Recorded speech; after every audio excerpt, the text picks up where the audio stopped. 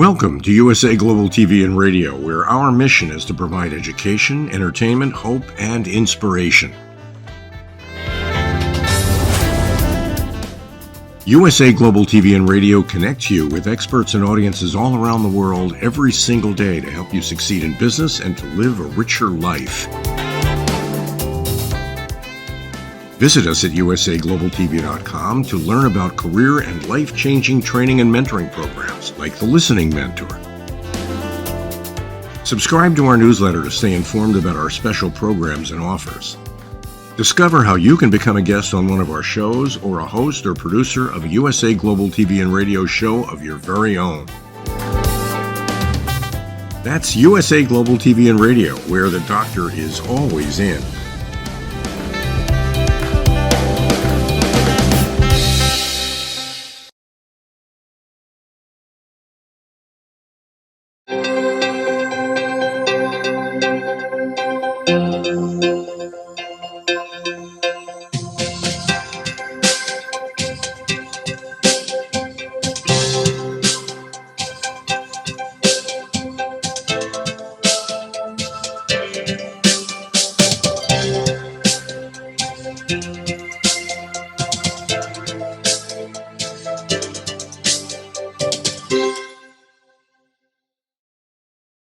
Hello, beautiful soul family, and welcome to Weekly Wisdom and Insights, your home for spiritually guided transformation and empowerment.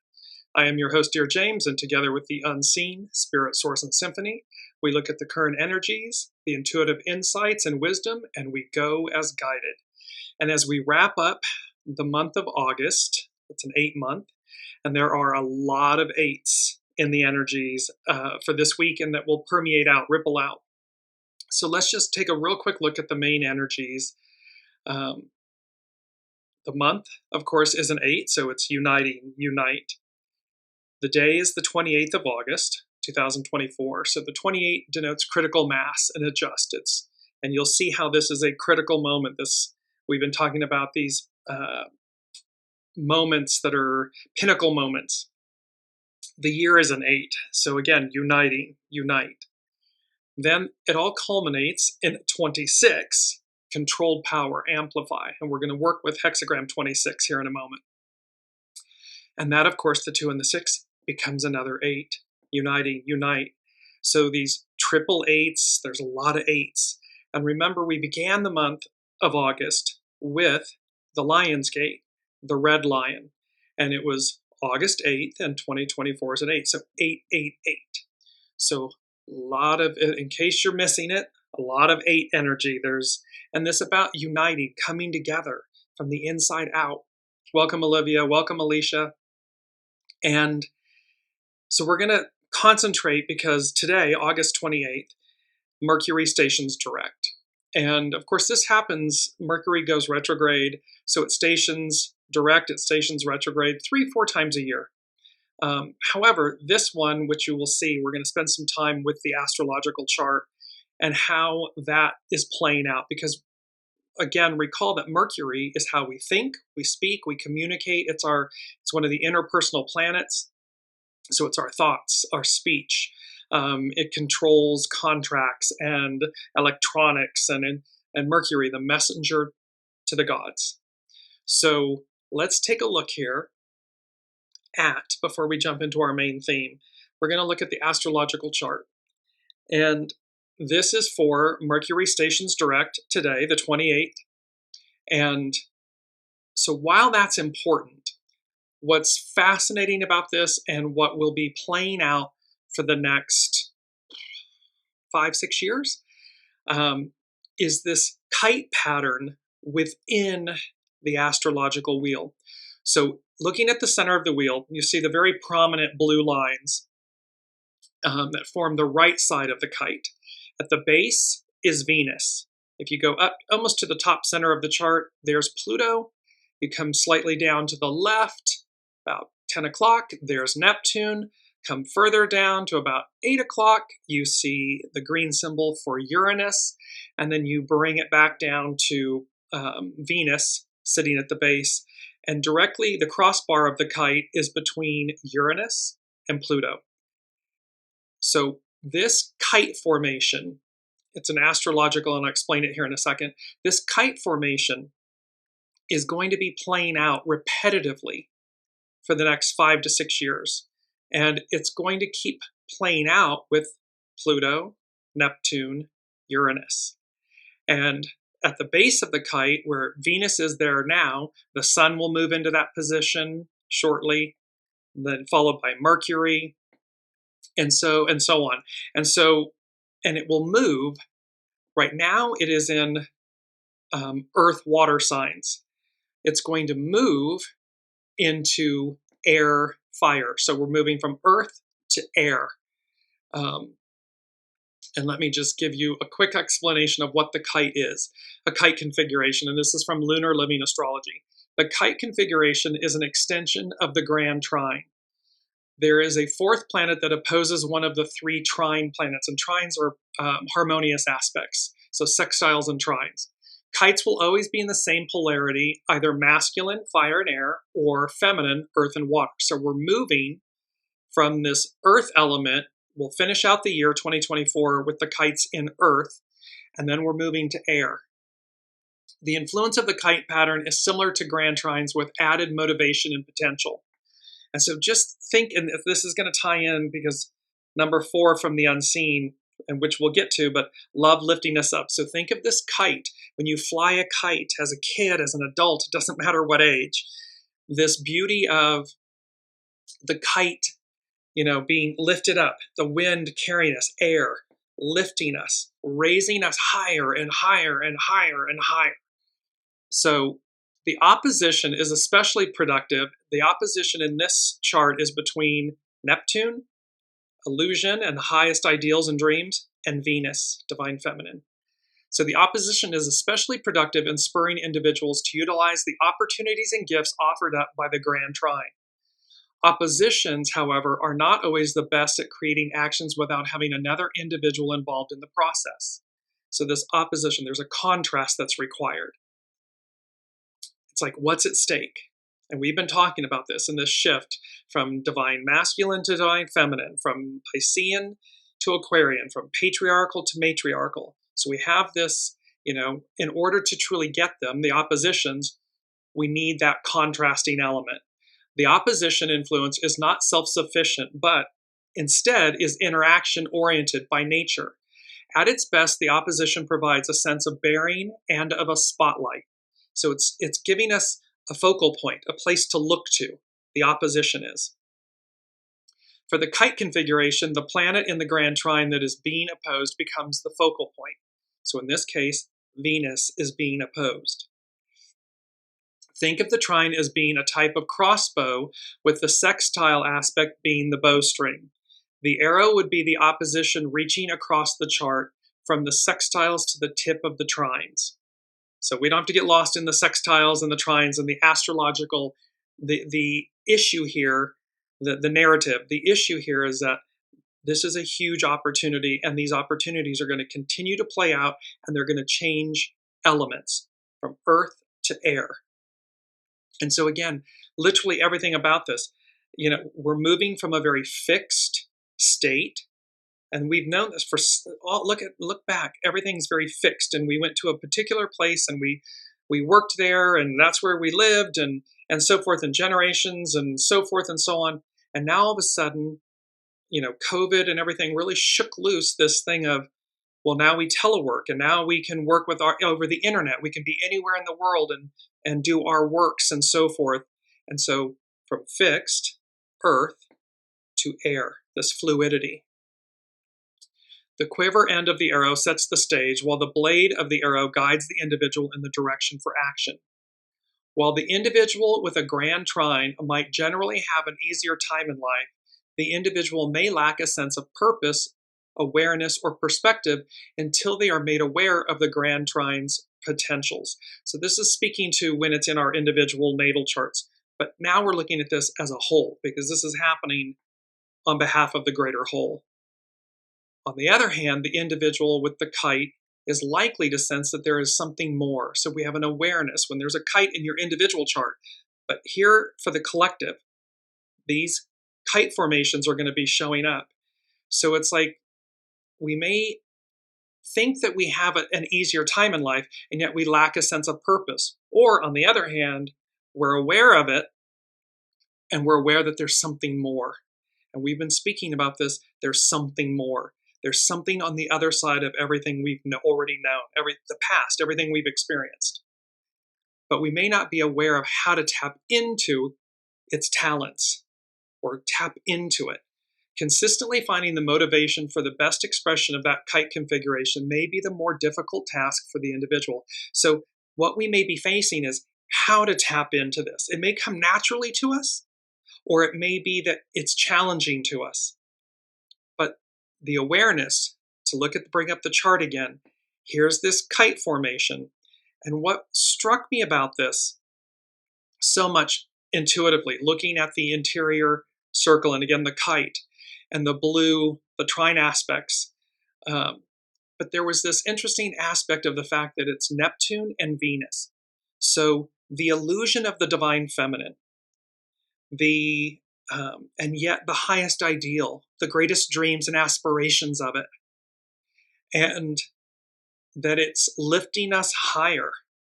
And so there's this opposition going on where, and remember Neptune, illusions. And so not only are we're confronting the illusions of the divine feminine, a long time, a lot of oppression and suppression and devaluation and omission, degradation, all of that illusion is being blown away, blown out. And just to bring up, while I'm speaking about this, and then look at all the red lines, the opposition and everything. And then you see at the base, there's Jupiter, there's Mars, there's the lot of fortune in the moon, things that are being revealed. Mars, so the divine masculine. And these old ways that are literally, you see like the red line, like the collapsing of the old. The collapsing of not the divine masculine in totality, but in what no longer serves. So there's this kind of like, in essence, it's the weight of its own undoing. And so it's collapsing, the red lines, everything's collapsing below, and the kite and everything is lifting up, taking us higher. And that, in this moment, it's based on the chart of Mercury stationing direct, meaning it's time to move forward. This is the last retrograde in the year, I believe. I'm pretty sure. And so there's an interesting element here where it takes us to our main theme. And our main theme is the future, blowing the roof off the past. You see a vast ocean, vast open sky, a lone palm tree where you can see the force of the winds just galing against the fronds of the palm tree. And notice in the image, the future, it's at the top, it's in larger font, blowing the roof off the past. It's the last thing, and it's getting smaller, because the further away we get from the past, the smaller it becomes, the smaller it is. And so the future blowing the roof off the past. And this brings us to the first thing the unseen said. And so with this theme, they said, bringing back up the image of Columbia. And it's the song, it was made even more famous in the movie Notting Hill. Ain't No Sunshine When She's Gone. It's by Bill Withers. The point here is, ain't no sunshine when she's gone, meaning liberty, freedom, justice, Columbia, the divine feminine representation of these ideals. Imaji from the Sumerian, which we've covered many times. I'll just bring that up. Here's Imaji, return to the mother, freedom, manumission. It's this inner calling within us that has been suppressed, taken for granted. We have been living in a patriarchal era, this Piscean patriarchal era.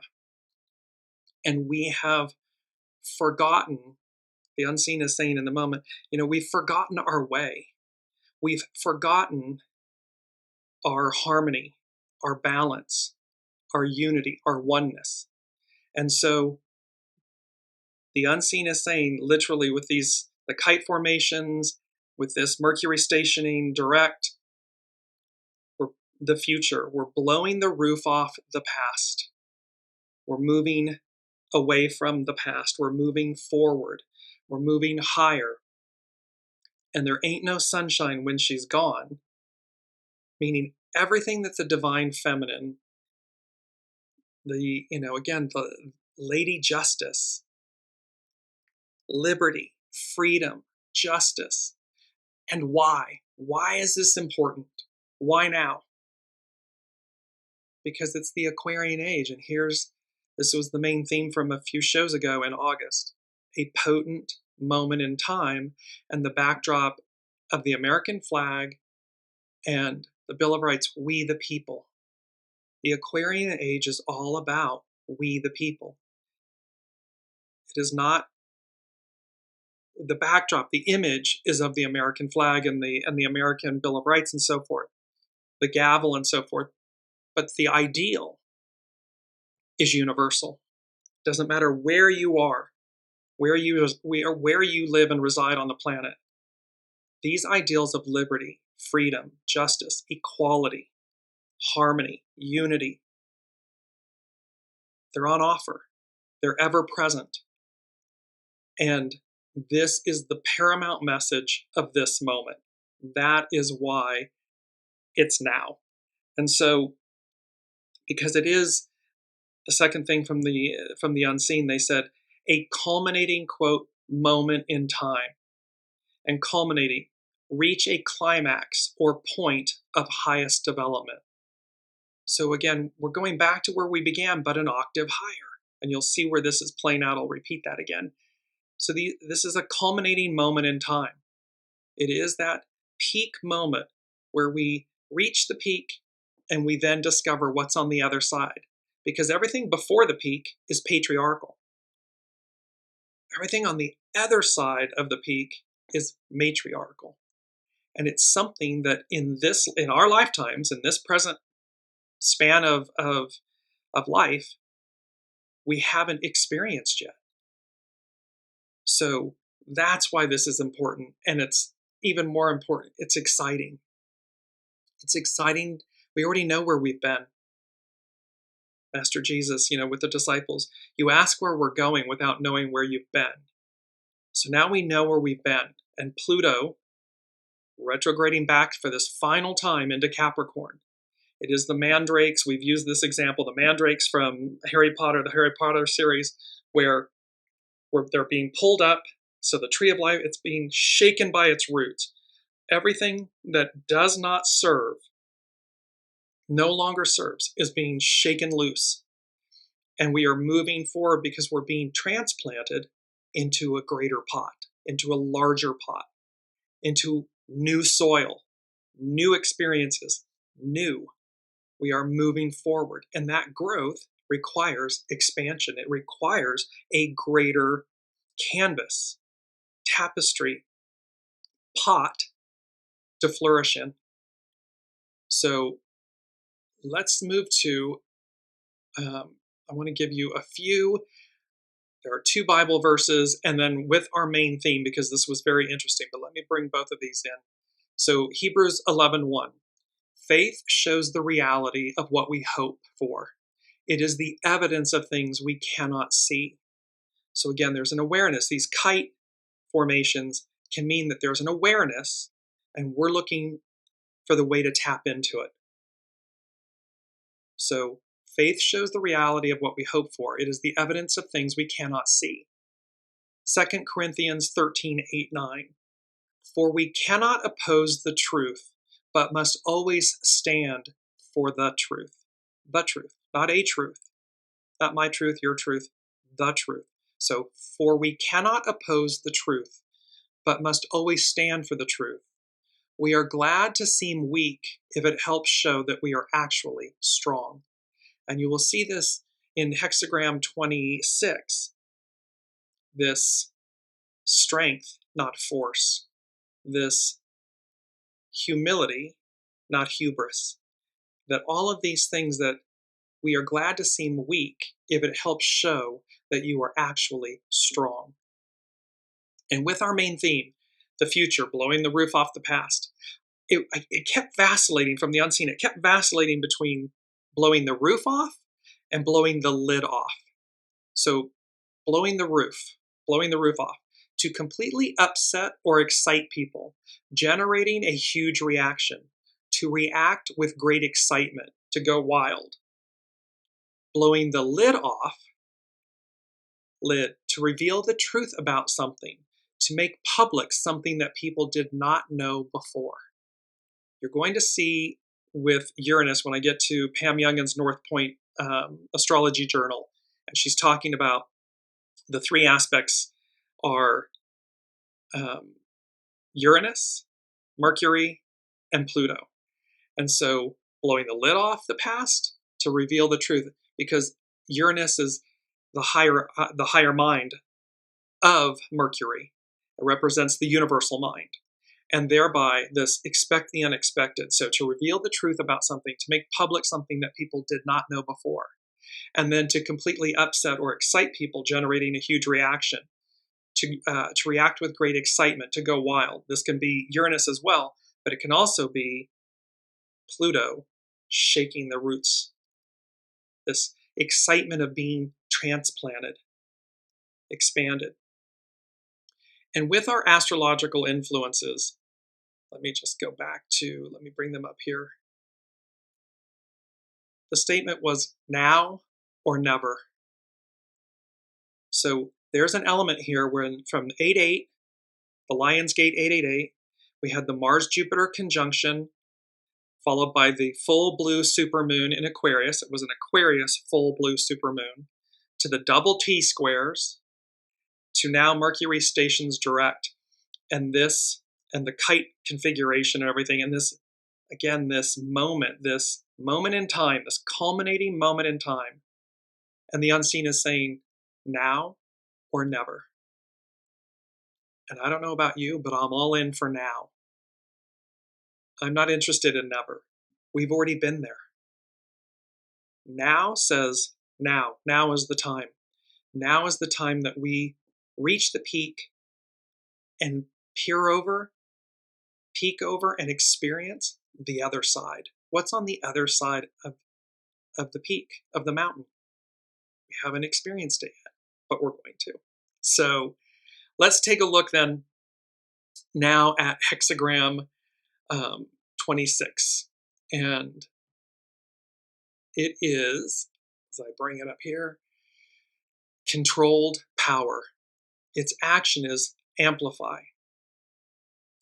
Hidden influence, propriety, subordinate.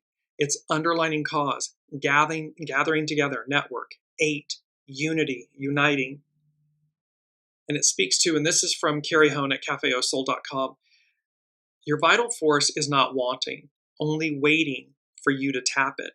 See, it's already within us. It's latent within us. The kite configurations, the opportunities, the now or never, all of these elements are present within us. So your vital force is not wanting. It's not lacking for something. It's not needing something. It's only waiting for us to tap it, to tap into it, to say yes. It brings up our first quote, which is so beautiful. It says, "We are told not to cross the bridge until we come to it.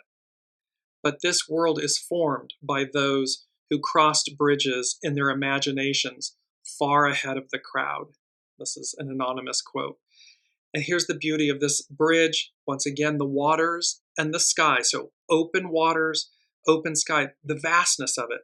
Water represents the universal consciousness, the unseen. We have this beautiful as above, so below element. And when you see the glowing orb in the distance. So we are told not to cross the bridge until we come to it. But this world is formed by those who crossed bridges in their imaginations far ahead of the crowd.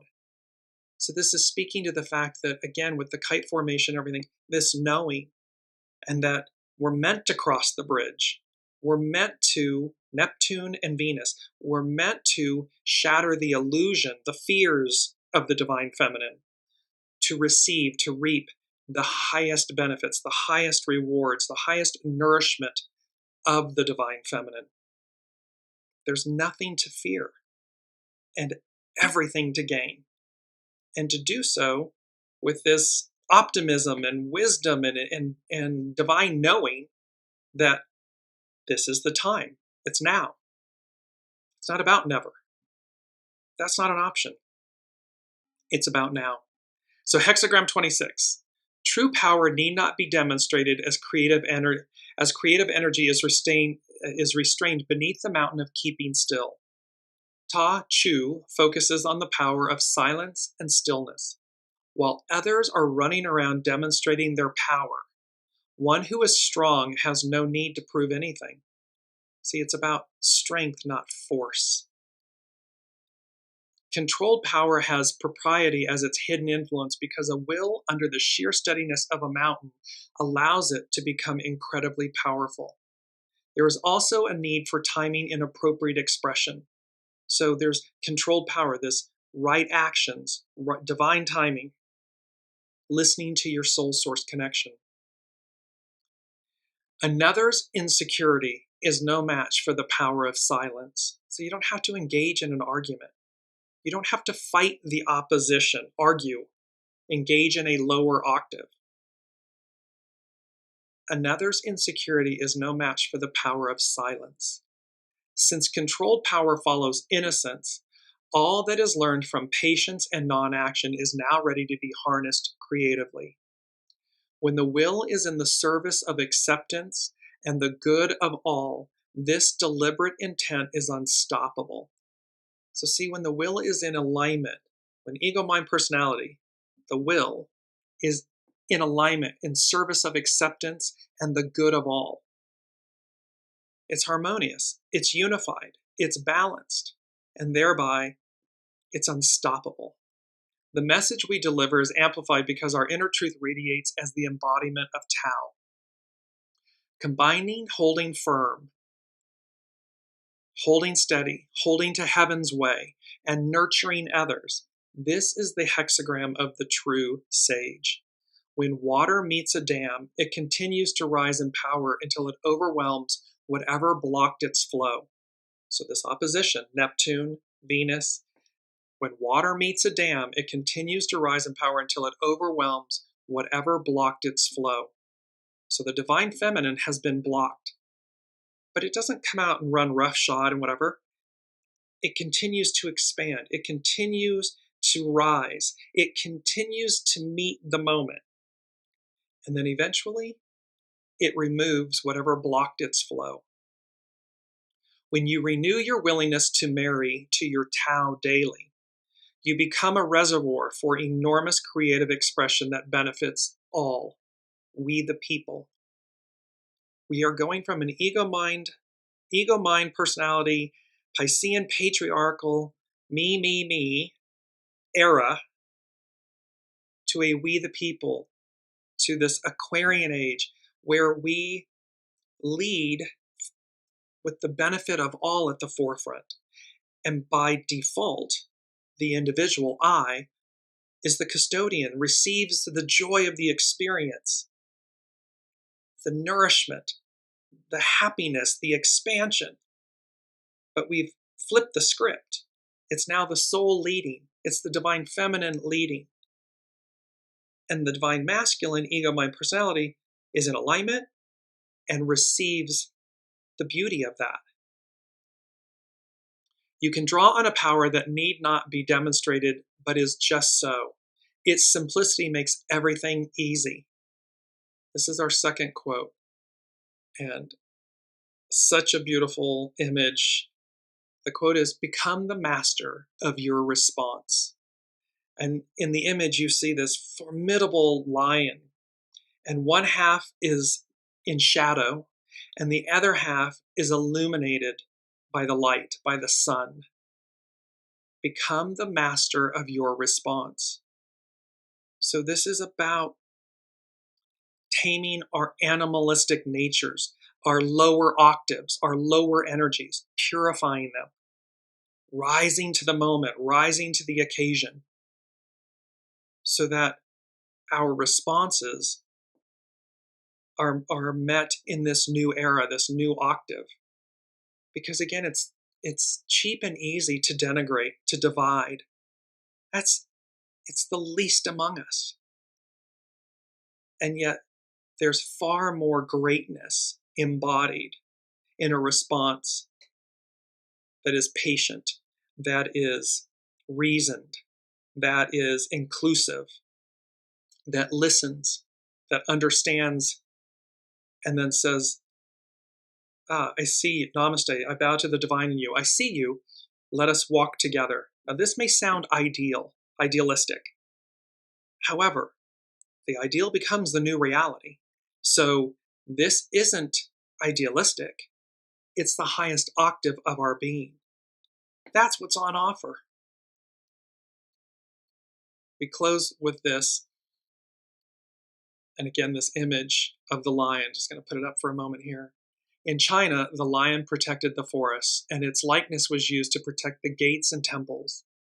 Think of the sphinxes, the lions on the Giza pyramid complex. Another gatekeeper, the dragon carp, had only one goal: crossing the dragon gate. Beyond this gate, many believed paradise could be found. Like the salmon, the carp swims upstream and jumps the rapids, and came to symbolize human advancement and achievement in life. The kite formation, lifting us higher. The salmon and the carp, jumping upstream, leaping up out of the water to reach a higher octave. The dragon carp is a constant reminder of the pursuit of excellence, reflecting how following instinct makes obstacles non-existent. Instincts, knowing, intuition, divine feminine, soul source connection, not ego, mind, personality. Following those instincts makes obstacles non-existent. Where the lion symbolizes great passion and fearlessness, the carp is a symbol of instinctual perseverance. This is your te, the instinctual awareness that knows exactly where you need to be in the here and now, and it is perfect. This is about right place, right time, divine timing. And this is where we are. We are at a culminating moment in time, to reach a climax or point of highest development. Transforming the illusion of how you must conquer and take, you can develop the powerful peacefulness that comes when you no longer see the world as a place of obstacles. Neptune, opposite Venus. So we're transforming the illusion. Just as the tree requires the storms for regeneration, and the stone carves away the seed's protective covering, like the creatures that feel the cold as a call for hibernation or migration, or the plant that instinctively knows the time to flower, you too are fundamentally connected to the evolutionary force of life. We're made for this moment. We know it. And whether we're acting in fear or light, either we're running to the peak or we're trying to run back down the mountain in fear to the past, we too are fundamentally connected to the evolutionary force of life. It's innate in us. We know it. Te is your instinctual endowment and connection to life. When cultivated alongside of fearlessness, it is like water that finds its own course without any sense of barriers. Water can dissolve mountains and evens out, regardless of where it flows. The power of Te connects you to the germinating power of life.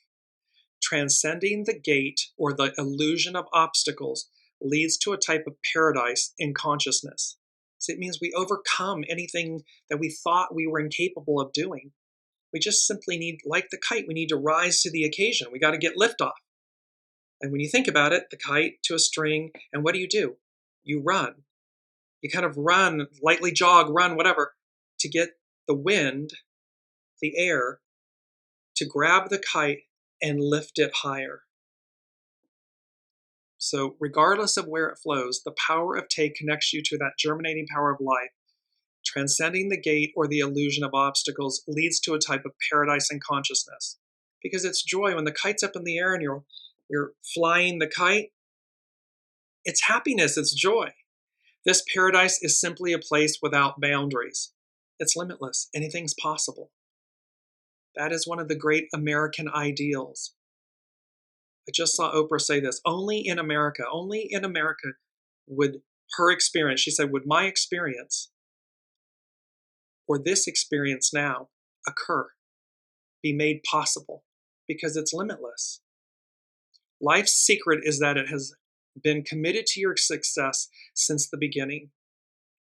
Mystery upon mystery, the gateway of its manifold secrets. To take no action that is unnatural to your instinctive nature ensures that you will meet with no resistance. So when you're aligned with your soul source connection, when you take no unnatural action, you will meet with no resistance. If we're in ego, mind, personalityville, beg, barter, borrow, steal, negotiate, procrastinate, we're going to meet with obstacles. But when we're in the flow of the soul, no resistance. Lastly, Carrie Hone says, overcoming others shows force. When you overcome yourself, you are strong. So we have this beauty of hexagram 26 of controlled power and this opportunity to amplify, to magnify our essence, our being. That's what we're looking at. So let's take a look now at, we're going to go to Pam Youngin's North Point Journal. It's talking about the astrology. And as we were showing, because we're going to get to the Sabian symbols because they're incredible. And as we do that, let me bring in our mantra, because you're going to see how this all ties together in the sense that in this moment of now or never, and this culminating moment in time and the future, blowing the roof off the past, uniting, the eights, unite, coming together, we the people. There's a beautiful message. It's our mantra, and it's number 3 from the unseen. And it speaks to, we carry the mantle of freedom forward. Each of us carry the mantle of freedom forward. And in the image, you see the desert sands and this magnificent, like it almost goes from opaque to the purples and the pinks and everything. This image, like it's coming from the unseen, it's a piece of fabric, of course, in the image, and yet it's far more than that. It's liberty, it's freedom. So we carry the mantle of freedom forward. And a mantle, a figurative cloak symbolizing preeminence or authority. See, liberty and freedom and justice and equality, they imbue us with a sense of preeminence. They symbolize it and they imbue us with preeminence and authority, because we are one. So when we recognize, when we celebrate, when we rise higher like the kite, throughout the globe, throughout the land, when we look to our neighbor to see the best in them, to find the best in them, to seek it, to see it, it exists, and to lift one another up. Again, around the globe, no matter who you are, where you are, when we seek the highest ideal of every culture, of every peoples, of every gender, of every soul, greatness is at hand. When 2 or more are gathered, there I am present. The unseen, God, Source, is present. We only need to seek it out. So Pam Youngin speaks to Uranus, Mercury, and Pluto. and this is North Point Journal, Pam Youngins. The last days of August. The passage of time goes more and more quickly. As we enter the last week of August, we are still integrating the effects of some rather intense astrological events that have occurred in the past 2 months. At the same time, we are also navigating an increase in the energies associated with Uranus. Uranus is a piece of the kite. This planet, named for the god of the sky and the heavens, is especially influential for the next 2 weeks due to being at a virtual standstill. Its forward movement is almost imperceptible this week as it prepares to station retrograde next Sunday, September 1st. Its backward motion will then be equally unnoticeable during the first week of September. In essence, sideways spinning Uranus has set up camp in the middle of the road we are traveling and is therefore very hard to ignore. So this heightened blowing the roof off the past, expecting the unexpected, things that are going to shake the roots, Pluto shaking the roots, going back to, and you'll see here in a minute, going back to finish up business, is going to be hard to ignore. In mundane reality, Uranus plays the role of the radical, the nonconformist, the liberator, the rule breaker. Its tasks are to help free us from restrictions, to encourage independence, and to break us free from shoulds, whether externally or internally imposed. These I should do this or you should do that type of mentality and language story script. Like a lightning bolt, Uranus tends to act in surprising and sudden ways. The common astrological advice is to expect the unexpected when we are working with its influence. Since the planet is somewhat electrical in its effect, we may experience heightened nervous energy in our bodies, difficulty focusing our minds on one subject for long, and an overall restlessness and impatience with whatever we are ready to be freed from. That whole go, go, go, and yet needing to be, awaiting Mercury stationing direct, which it's doing, so as to make the right steps at the right time, divine timing. Pam says she likes to use a good assortment of compound words that start with, quote, break, when she describes Uranus's potential effect.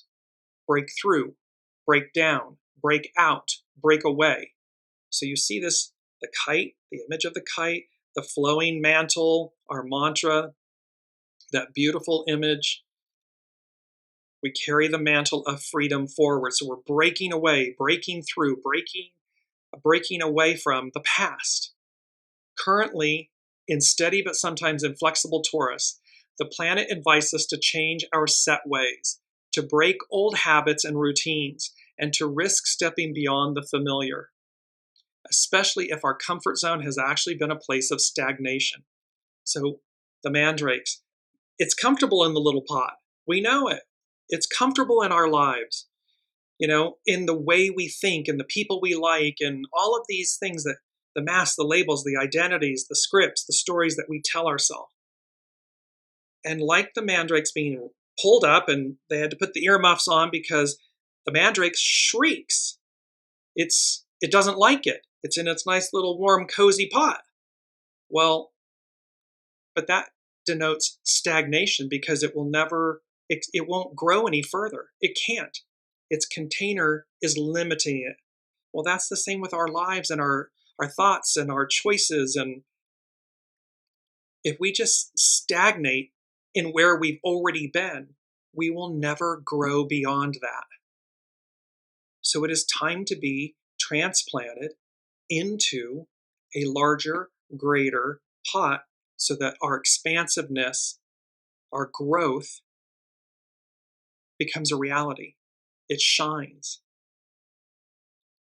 And that's one of the points here. Let me just bring this up. It's been one of our images from before, and it'll tie into the rise of the Guardians and the Legends Unite. It's happening because it's time to shine. In the image, it's of Jack Frost. His magical staff was broken by pitch, by the darkness, and yet he realized it's time to show up. It's time to become a guardian, a custodian, a guardian. It's time to realize what's at our center. And so it's time to shine. Transpersonal Uranus, continuing with Pam Youngin from North Point Journal. Transpersonal Uranus, on a higher vibrational level, Uranus is the planetary representative of the universal mind. It is known as, quote, the higher octave of the planet Mercury, granting us access to our higher selves and our higher consciousness. We're going back to where we began, but an octave higher. Uranus is the higher octave of Mercury. So we've been in our mercurial minds. Now we're being moved into our Uranian minds, higher mind, higher consciousness. When Uranus is strong, we may be more open to insights and downloads. Intuition is strengthened, as is our ability to think outside the box. Our minds receive, process, and communicate information in new ways. We're open to the discovery. We're open to something beyond ourselves. Where we've been is no longer enough. This can be exciting, of course, but it can also lead to miscommunications or misperceptions of mundane reality. This potential problem is reinforced with Mercury being retrograde and stationing direct this weekend. All of us will be feeling the heightened impact of Uranus to a varying degree over the next 2 weeks, depending on where we are in our soul's journey and how the planet is affecting our birth charts. So let's just take a quick look at the two symbols. Sabian symbols from Dane Rudyard and Astrological Mandala. Here's Uranus. A woman past her, quote, change of life experiences a new love. The keynote, man's capacity to rise in consciousness and feelings above biological limitations. There's been a lot in the press, certainly in the United States, about the value of women. And is their value solely their reproductive ability, or is it greater than that? And what happens a woman past her change of life? This is speaking about menopause. Well, is her only worth to tend to the grandchildren or the children? That she has no greater worth? Of course not. Which says, because remember, this isn't just about women, the gender of women. This is about the divine feminine within all of us. This is about exceeding ageism. It's finding value all along the journey, not just in a peak moment of it. After having stated the youthful and the aged approach of the human individual to the use of what their culture has brought to them, the symbolism stresses man's capacity to rise above the limitations which both biological nature and the normal social pattern of behavior have tried to impose on them. See, there's an overlay, there's a suppression, there's a judgment, there's a being diminished. As in many of the preceding symbols, a woman is pictured because at this early stage of the cyclic process, the individual consciousness still has a receptive or feminine polarity. They can receive our connection to the soul source connection is strong. It's still ever present. As was indicated in the very first symbol of the entire cycles, Aries 1. Whenever this stage is brought to a person's consciousness, this is being brought to our collective awareness. It's in the chart for the whole. The indication is that he or she should freely open his or her mind to the possibility of, in capital letters, new beginnings. Ideally, the new beginnings should imply a more mature response. I master my response. A more mature response to the new possibility of experience. It denotes maturity, wisdom, openness, new beginnings. It's Uranus. This is the unseen could not be screaming louder at us that there is value throughout our lives, in all of our lives. We are all equal. We are all one. And anything less than that, any judgment, anything less than that is an illusion. And so here's Uranus, the higher octave, the higher mind of consciousness. Expect the unexpected, saying, past your prime, quote unquote, there are new beginnings. Your life's not over. You're not diminished. You're enhanced. There's something on the other side of the mountain of where you've already been. Here's the Sabian symbol for Mercury, stationing direct, the kite formation. A carrier pigeon fulfilling its mission. Mercury is it's our interpersonal planet of how we think, talk, communicate with one another. A carrier pigeon fulfilling its mission. The keynote, spirituality in terms of training for service to mankind. So it's spirituality, higher octave, in terms of training for service to mankind. In contrast with the intoxicated chicken, we now have the successfully trained carrier pigeon delivering the message. Delivering the message. It was its function to carry. See, it's innate in it. It's innate in us. Here, the domesticated bird is seen endowed with a special significance and purpose. This is our now. This is the time. And we're endowed with this special significance and purpose. A figurative cloak symbolizing preeminence or authority, carrying the mantle of freedom forward. This refers to spiritual energies which are being used constructively and which bring to the consciousness messages from other realms. It's the unseen speaking to us, through us, with us. Individual realizations acquire their true meaning only as they fulfill a collective function. Collective, we the people, Aquarian. This second stage symbol clearly presents a contrasting alternative to what the preceding picture revealed. The release of higher energies becomes effective and valuable to the extent to which it serves a higher but concrete and definite purpose. This is speaking to effective, valuable, higher, concrete, definite purposes and this higher energies that are being released. We are being called to rise to the occasion. Now is the moment.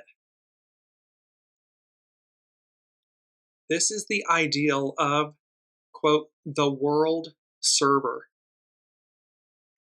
Aquarian, where we the people, we serve one another and by action and by default receive. It's an inverse of where we've been. It's why it's confusing to us. It's why, because again, we've been in this patriarchal I, me, I, ego mind personality driven era. And now it's just being flipped on its head because we're moving out of that. We're shaking loose what no longer serves to retain the best of it as we move forward. Now let's go back and wrap up with Pam Youngin's North Point Astrology Journal. Pluto re-enters Capricorn. Pluto is retrograding at the moment. Transformational Pluto continues to dance between Aquarius and Capricorn, re-entering the sign of the sea goat next Sunday. Again, same day that Uranus stations retrograde, Pluto regresses back into Capricorn. The powerful dwarf planet first set foot in Aquarius in March of 2023, but soon went retrograde and exited the sign in June. It crossed the threshold into Aquarius again in January of 2024, but will once again transit Capricorn from September 1st to November 19th.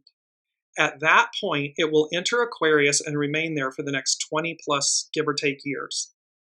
When a planet, by retrograde, dips back into a sign that it once left, we can assume that it has unfinished business to complete, related to the themes of the old sign, to the past. In this case, Pluto is returning to Capricorn to finish the task of dismantling and purifying areas that are ruled by the sign. Politics, governments, economies, social systems, industries, and businesses.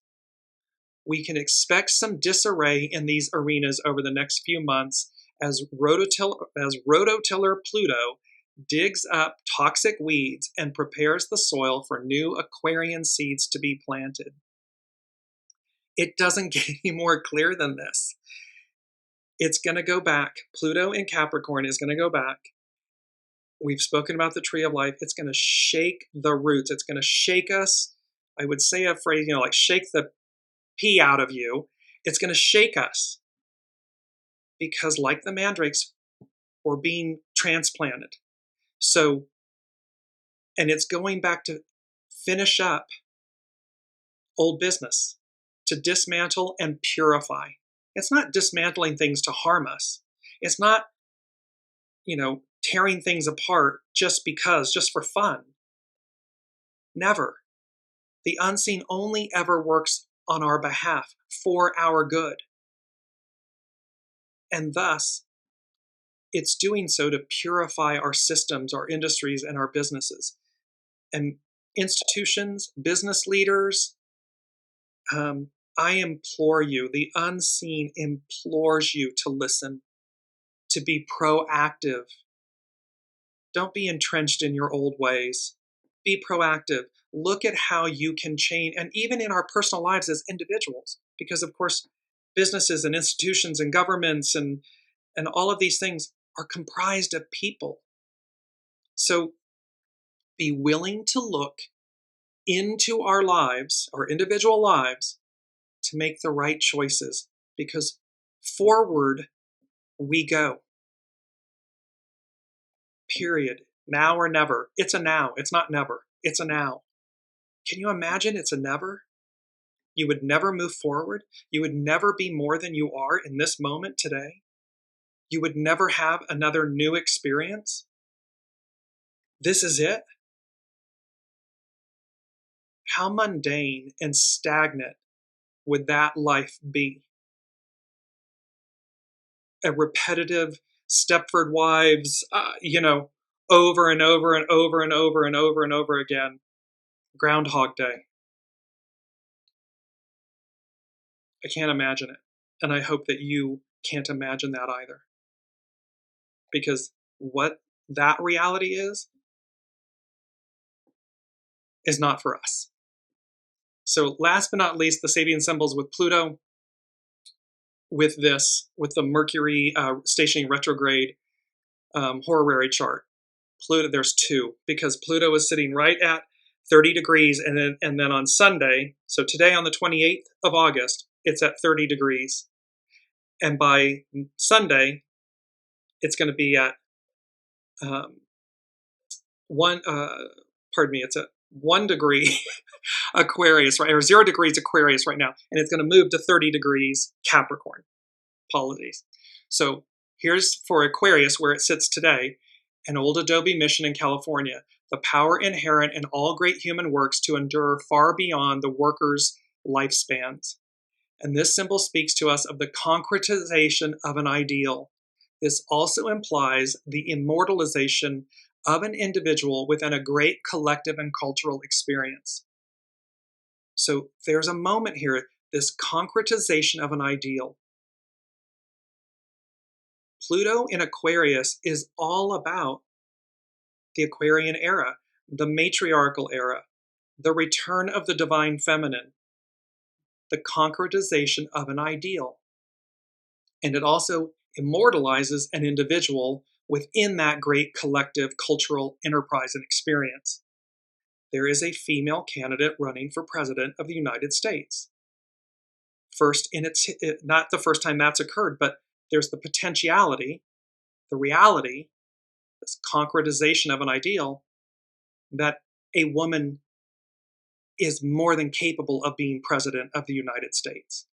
And that it's now, this time, this moment, this era, because we carry the mantle of freedom forward.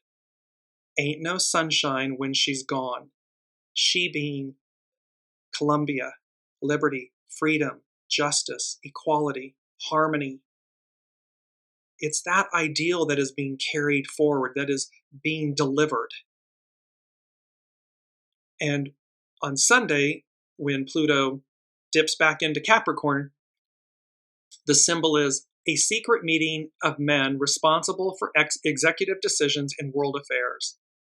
At any level, this symbol refers to the highest form of social interaction. In this symbol, we see in it the culmination of social responsibility and a reference to executive power. So, of course, being president of the United States is the highest office in the land in the United States. So executive power. But this also speaks to executive power, higher mind, as above, so below. The legends unite. And let me just bring up this beautiful image. We've been using the reference of the animated movie Rise of the Guardians. And of course, it took all of them. There's Santa Claus, there's Jack Frost, there's the Easter Bunny, there's Sandman, there's the Tooth Fairy, there's these legends, Santa Claus, there's these legends that come together to save humanity, hope, the light, the goodness in all of us. They unite to purify the illusion of the darkness, of pitch black, of the boogeyman. And it comes down to one, the character's name is Jamie, it comes down to one child who refuses to give up a belief in something greater, a belief in the unseen, a belief of a life lit with the light worth living, that's future-oriented. And so this beautiful moment that we sit with, because number 4 from the unseen, it's a song by Amber, and it said, the song is called Above the Clouds. And there's a secondary line in the lyrics that says, love lifting us up. I'll post it on the Facebook, Dearjames Facebook page in the show comments. But the song is Above the Clouds, love lifting us up. The song is by Amber. And I just want to go very quickly because they made an emphasis, the unseen, about the etymology of the word and the name Amber. And this is from Ancient Names for Amber by Getty.edu. The standard Greek word for amber was electron. The derivation of this word is uncertain, although scholars have suggested that it might have connections with helko, meaning to draw or attract, or with aleko, meaning to ward off evil. Confronting the boogeyman, to ward off evil, to attract the light. The word is certainly associated with elector, used in the Iliad to mean, quote, the beaming sun, our life force, and is most likely derived from an Indo-European verb with the root meanings brilliant or to shine. Time to shine. It's time to shine. We are brilliant beings in the light, in service to a higher ideal, a higher opportunity, a higher version and vision of reality.